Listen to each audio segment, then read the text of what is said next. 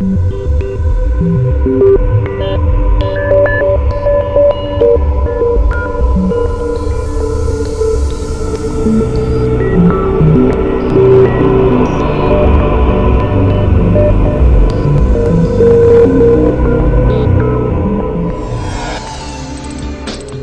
death the final step in your life? Some people say no. They have met angelic beings and reviewed their lives all after they were legally dead, but they seemingly came back to tell about it. A GI was seriously wounded in battle. It happened when I was 19 years old, serving in Vietnam as a combat infantry soldier. Vandenbush was hit in the right eye and vocal cords. He thought his life had come to an end. And I laid down, and the next thing I know, the war was gone. There was no more shooting, no more noise. And I was in this dark corridor, and I suddenly came into a bright white light. But he believes he wasn't destined to remain in the light. It was like, you have to go back because you have a higher purpose. So I turned, I was back in the dark corridor, and suddenly back, lying on the ground in the war zone. We're all going to die, it's inevitable. But that doesn't frighten me. I have no fear of death. I know that death is peaceful. Experts note similar qualities in their near-death research. A core near-death experience has several distinct features. There's a sense of being separated from the physical body, being able to look at it like a spectator would, from an elevated position above it. A real estate broker went into shock and his heart stopped.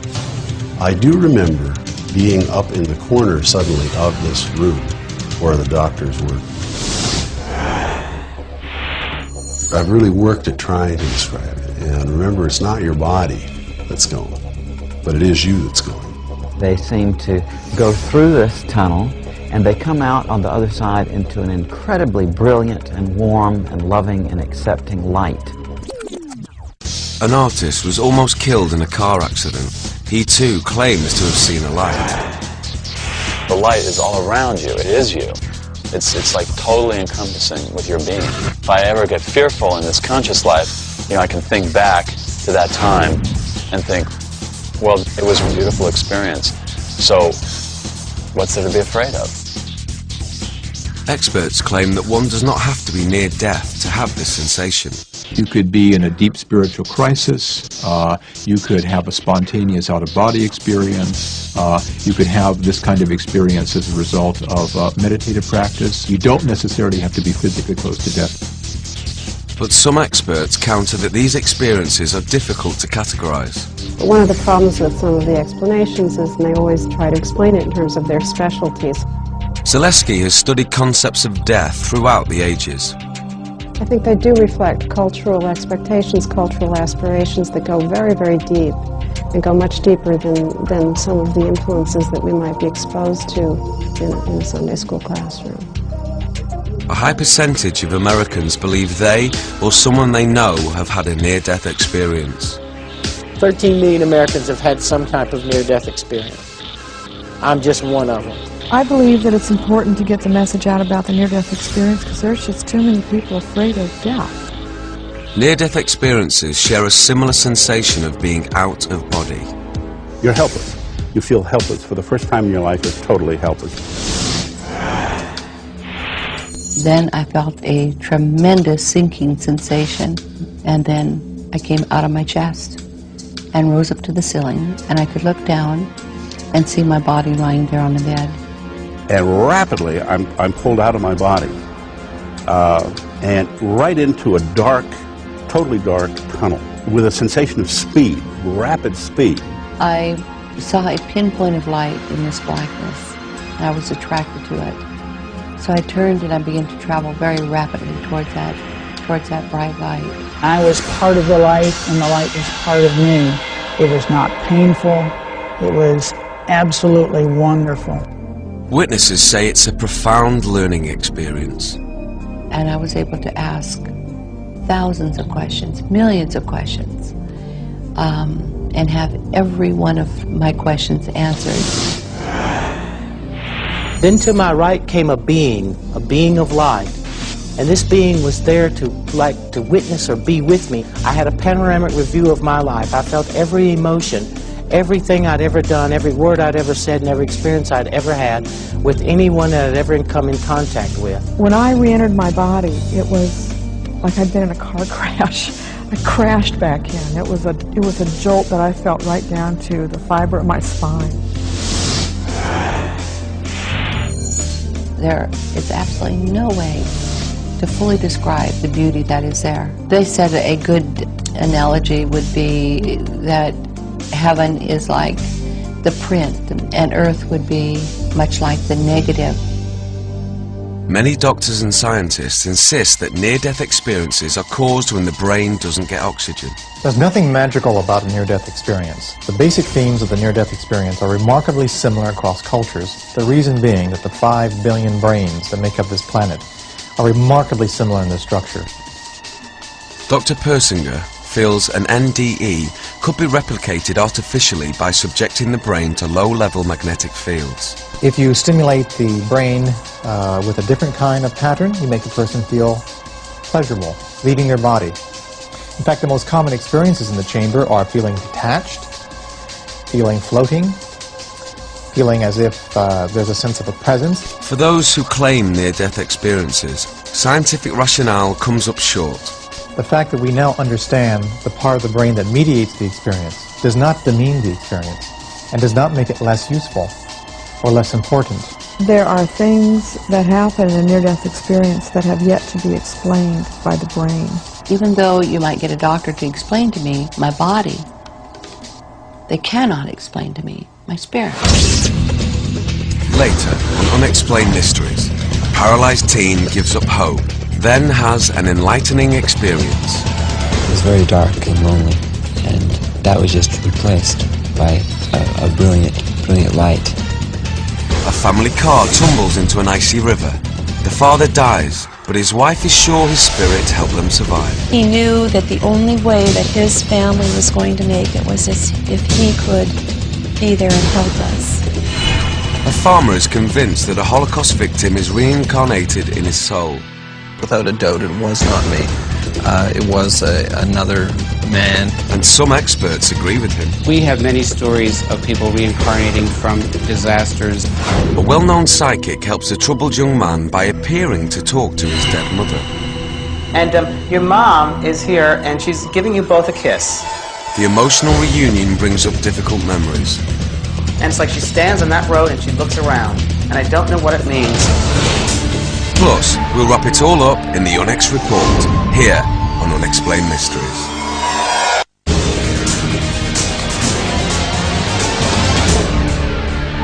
Unexplained Mysteries, Dead and Back Again. A near-death experience often leads to a new appreciation of life.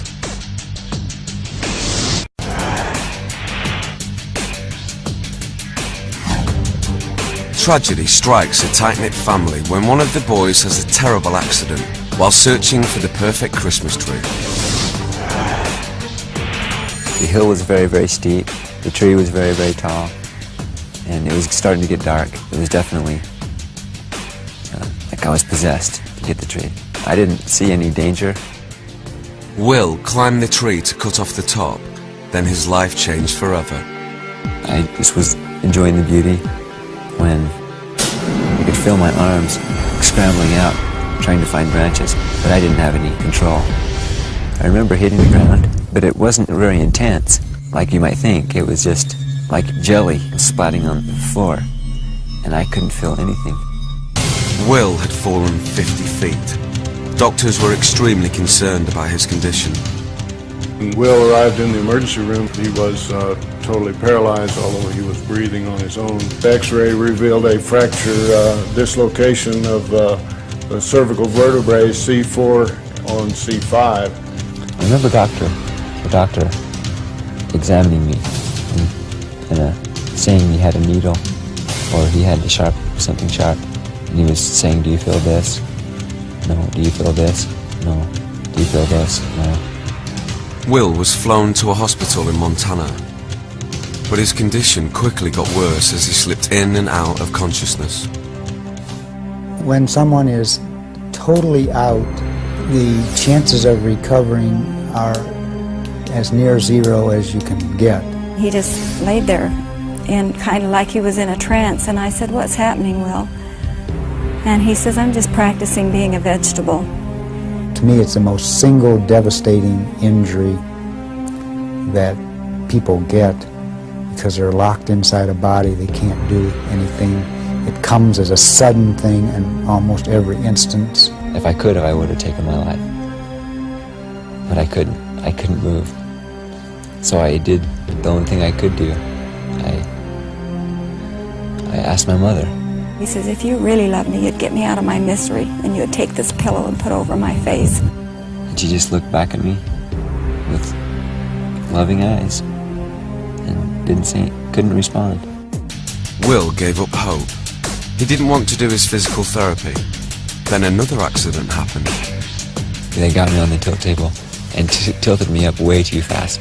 And I do remember I could see the floor for the first time in my new life. And I could feel the blood just running out of my head. And the room started to get a little bit dark and splotchy. And he just passed out, and the nurse couldn't get a blood pressure, we couldn't get a heartbeat. I want to die. And all those prayers that I'd said every night were answered. It was very dark and lonely. And that was just replaced by a brilliant light that just completely drowned the darkness. And my whole soul was just completely immersed in this light. Will got the overwhelming feeling the light was giving him a choice. To die and go where this light was taking me, or breathe and live. He started to turn blue. By this time, the other nurse had gotten oxygen to him. And as I laid there, consumed by this light, with the choice to make about quitting, I thought about meeting my God and looking at him and saying, "I quit." And I couldn't do that. Then his diaphragm started taking over again, and he was breathing shallowly again. I came back and I was a different man. I could just feel my face shining, and I just glowed. Like many people with near-death experiences, Will's outlook on life completely changed. I'm sure that there's something that occurs. I don't think we have any scientific explanation. Before the accident, William was very shy. After his experience, it was like the dam broke and his whole being came out, and we got to know William at that point. I was going to live my life. And the doctors kept saying, "You'll never walk again, Will." But amazingly, his condition improved, little by little. It was almost like every week we'd get a new phone call saying, "He sat up, he's walking now, he's standing up." What caused Will's unexpected recovery? According to his family, the answer is prayer. His doctors don't know what to make of it. Conventional medical wisdom would have said that he would be totally paralyzed for life, and I certainly would call this a miracle. Will is now walking on his own and is going to college. He's had a chance to have his life, to lose his life as he knows it, and to have it back again. And that's something that very few people get the chance to do in this life. Many people claim they've sensed the presence of a loved one, even after they've died.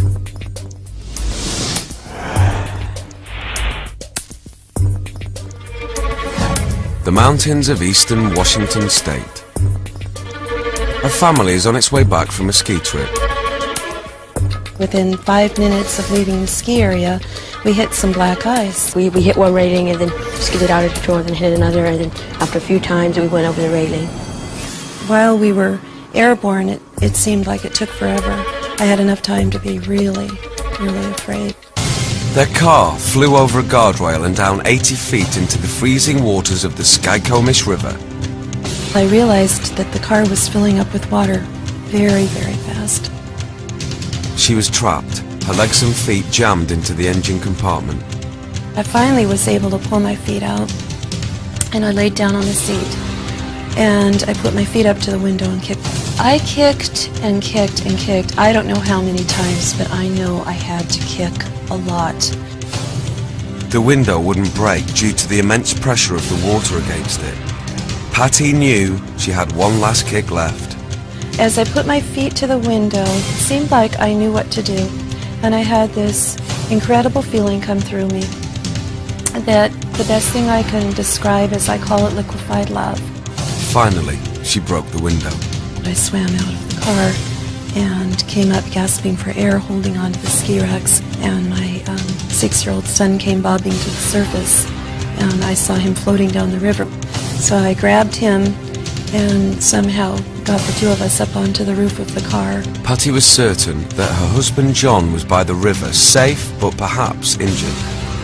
I had this strong sense of him sitting up there on the rocks, and I knew he was okay, and I knew he was sitting there, and I was mad, thinking, John, why aren't you helping me get your kids out of this car?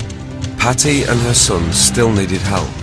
The lights from the car made an eerie glow in the water, and I could see Patty on top of the car. A man appeared out of nowhere and jumped in the water and swam out to the car, and he said, is anybody left in the car? And I was screaming, yes, my baby, because I knew my husband was okay. Johnson dove under and tried to rescue Patty's younger son, Chris. At first, he couldn't find Chris in the icy blackness, but finally he emerged with the boy's lifeless body. He rolled over his head out of the water, and water came out of his mouth. I knew he wasn't breathing at that point for sure. I could see my little 4-year-old was dead. Johnson performed CPR on Chris. Dennis said, he's okay, he's breathing now. He helped Patty and the boys climb up the steep slope. As the shock wore off, Patty started to sense severe pain. She had broken her back in 3 places and both ankles. Then, she became aware that John was not sitting by the river. It turned out that my husband actually was still in the car. And I was so confused later on when I found that out, because I was so sure that he was up on those rocks watching the whole thing. Paramedics got John out of the car and raced to the hospital, but there would be no reviving him. The medical examiner declared the cause of death drowning. The state trooper that investigated this accident said, it is a miracle that the 3 of you are alive. You shouldn't be alive. Months later, Patty saw photos of the crash site. She believes she now knows what happened during the accident. I could see right above the steering wheel there was a round fracture in the windshield, and the insurance adjuster said somebody's head hit that windshield.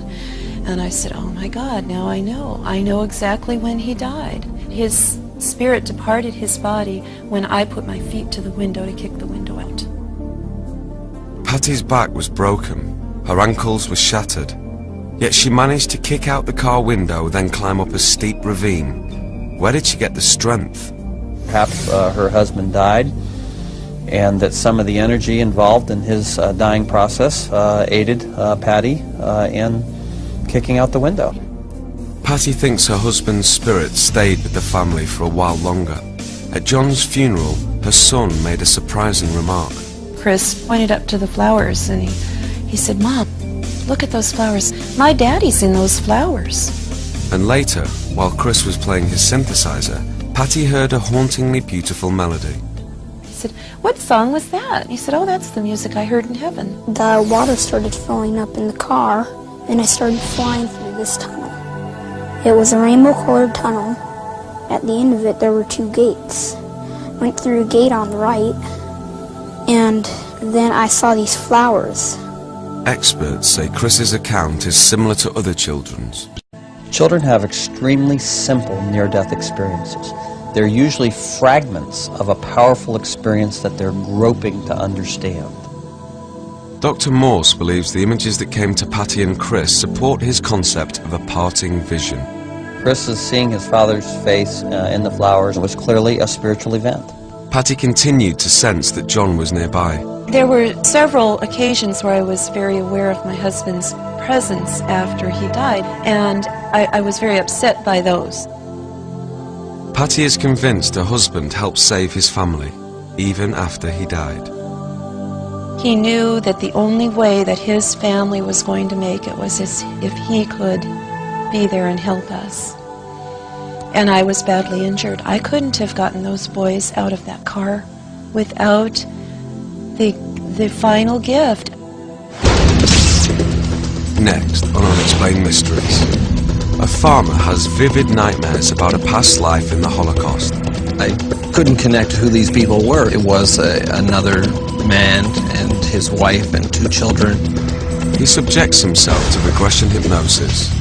I was nervous. What is this going to do if it reveals things to me?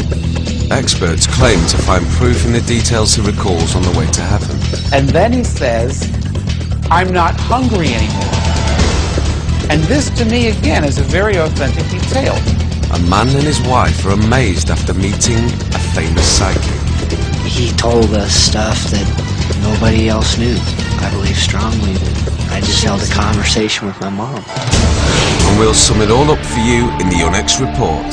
Stay tuned for more Unexplained Mysteries.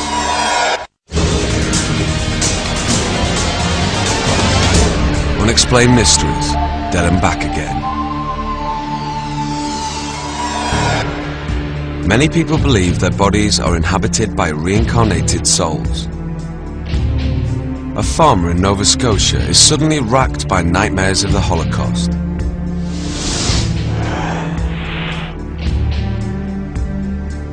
Without a doubt, it was not me.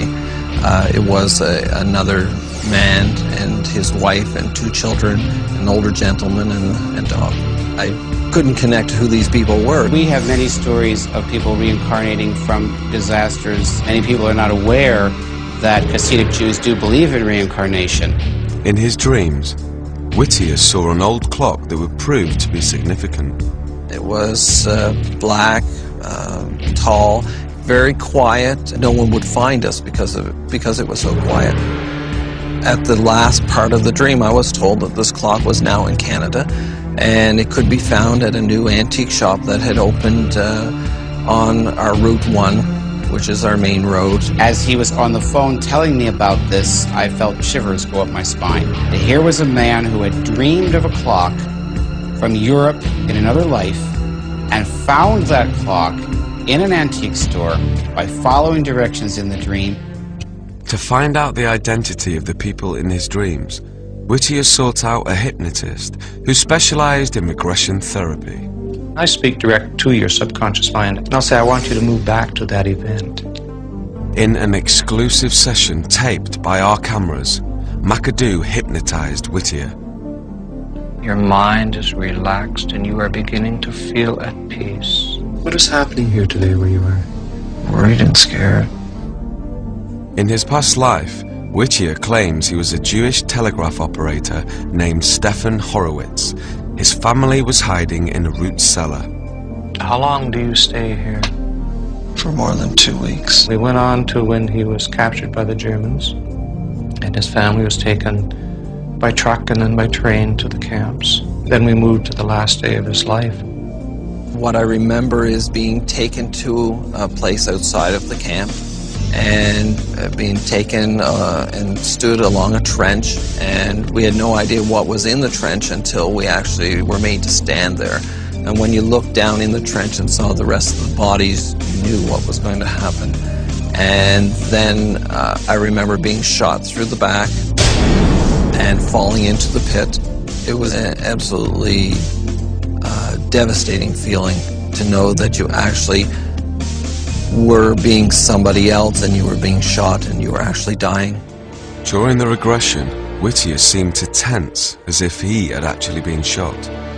I then realized that I actually didn't die from being shot, that I died from suffocation because of the bodies on top of me. Move out of the body and tell me what it feels like as you lift out of the body. Oh, there's so many people that are going up. Did you see this light? It's so bright. There's rays of blue light that are coming. And then he says, I'm not hungry anymore. And this, to me, again, is a very authentic detail, because the immediate realization as he enters the gates of heaven is that he's no longer hungry and he's no longer cold. And if you were making up the story, that would not likely be the first thing you would say upon being in the gates of heaven. Whittier says he saw a blue light, and that surprised him. In this life, he had read in books, etc., that it should be a white light, it should be a yellow light. Well, in Jewish mystical tradition, the light is a blue light. And considering that his own background is Christian, he didn't see angels with harps, he didn't see Jesus. He saw what I believe Stefan Horwitz would have expected to see, a very Jewish model of heaven. Rabbi Gershom has a theory about Holocaust reincarnation. What I believe happened in the Holocaust is that so many Jews were killed at once, and entire family lines were destroyed, that these people could not come back in their own village or their own family line. So they sought out the nearest body they could find. Whittier was plagued with questions until he was hypnotized. I now have a real sense of peace. And what about the clock that Whittier had such strong images about in his dreams? It's my belief that it was the will of God that he have this clock returned to him. Now, the clock itself was a very expensive antique that Bruce could not afford to buy. And as I began to tell the story in conferences around the country, people began to pass the hat and collect money to ransom the clock. And so the clock now sits in Bruce's home. It certainly has increased my belief in the spirit world. And without their help and the guides and those that are dealing with us on the other side, that there was no way that the clock would arrive. Rabbi Gershom believes that there is a powerful reason why Bruce Whittier and people like him experience reincarnation visions. Jewish culture has survived. The Nazis did not succeed in destroying that. And so those who still have pain from that other life can find much healing in finding out what it was that they gave their lives to preserve. Some people believe that psychics can communicate with spirits of the dead.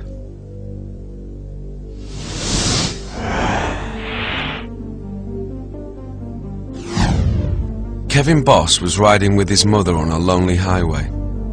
Suddenly, a plane came out of the sky attempting an emergency landing.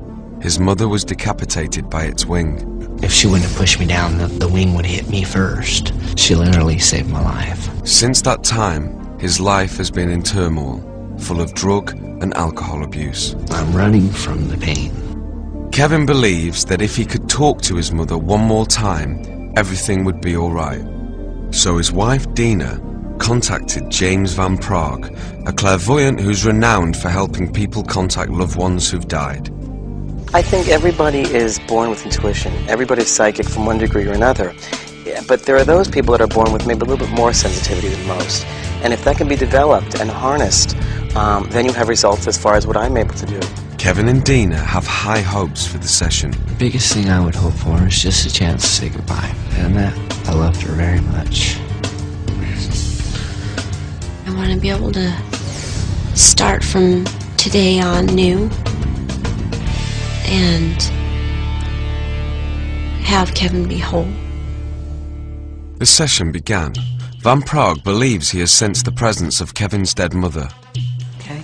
First impression I get is a lady standing right next to you, and I do feel it's a mother figure. I do feel this energy. And your mom is here, and she's giving you both a kiss. And she's telling me that she planned this whole thing, and she wants me to tell you that, okay? She planned this.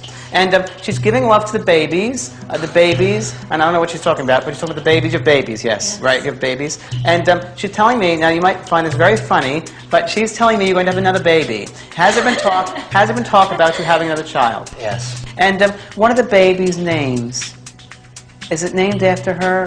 Yes. Her middle name, because she said the baby's name is some the name there that she was mentioning, named after, and she wants to thank you for this, all right? And she protects the babies. She protects them. She does protect them. Okay. Yeah, go on. Van Praagh surprises the couple by telling them something very personal about their family. Yes, and I'm also picking up, I'm being shown by your mom a necklace, and I don't know if it's a heart on the necklace, but there's something with a necklace. And who has a necklace, please? His cousin does. Your cousin. And Kevin was supposed to get it. and you're supposed to get the necklace of hers. Thank you. It's your mother's necklace, and she wants you to have it because she wants you to give it to her granddaughter. Granddaughter she's talking about, okay? And go on. She's showing me a field, and I don't know why she's showing me a field. I'm seeing a farm, or I'm seeing a country road, and I'm seeing this, and it's like she stands on that road and she looks around, and I don't know what it means. Do you know what she's talking about? That's where the accident was. That's where the accident was, okay. It looks like it's very rural. Is it rural area? Because it looks very rural to me. Okay? Yes, and it's hard for you to go down that road. You understand? So it's very hard to go down that road. Okay? Then Van Prague gave Kevin the information he needed to hear. And she wants me to tell you that don't you care what others think.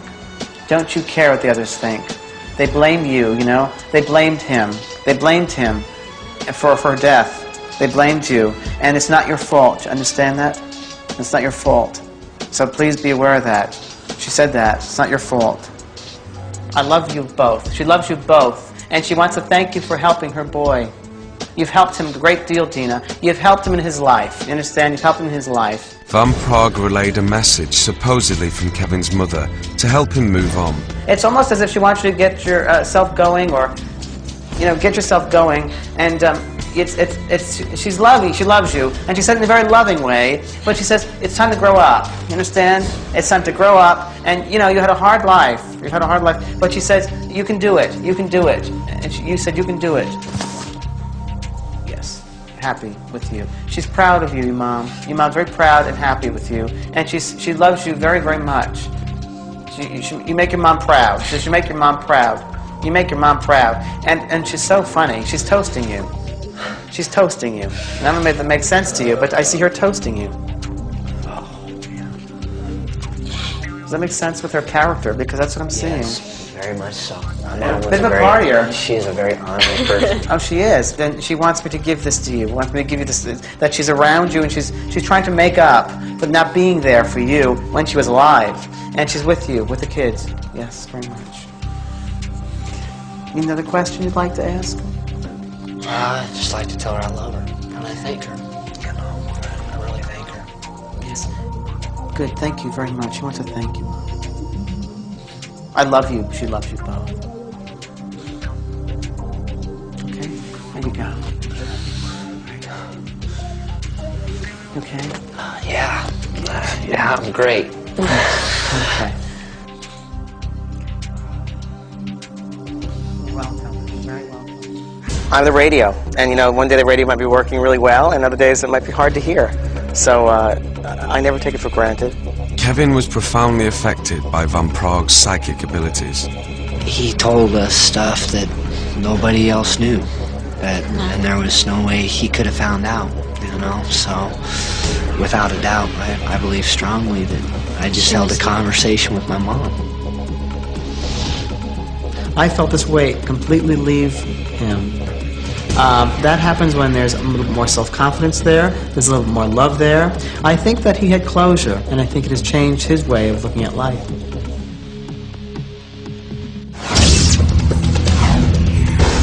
Coming up on Unexplained Mysteries, the UNEX Report. What happens when the dead come back again? Is there life after death? Can a soul walk the earth after the body is gone? Do these spirits communicate with the living?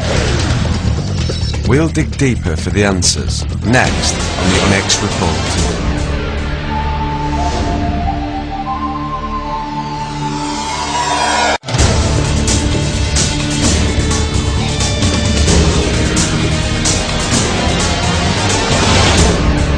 And now, the UNEX Report. Millions of people claim they have had illuminating near-death experiences. I was part of the light, and the light was part of me. It was absolutely wonderful. I had a panoramic review of my life, everything I'd ever done. And I was able to ask thousands of questions and have every one of my questions answered. A wounded soldier was certain he was going to die on a battlefield in Vietnam. And the next thing I know, the war was gone, and I suddenly came into a bright, white light. An artist lived through a car crash but no longer fears death. If that was as close as I ever get to death, it was really, really pleasurable. If we're not afraid to die, we're not afraid to live. A paralyzed boy regains his will to live after he stops breathing. I came back and I could just feel my face shining. Did a dead man's spirit rescue his wife from a car trapped underwater? I had this strong sense of him sitting up there on the rocks. And her drowning son had a near-death vision of his own. I started flying through this tunnel, and then I saw these flowers. A man dreams that the reincarnated soul of a Nazi victim resides in his body. What I remember is being taken to a place outside of the camp and stood along a trench. To one scholar, this account confirms an important tenet of his religion.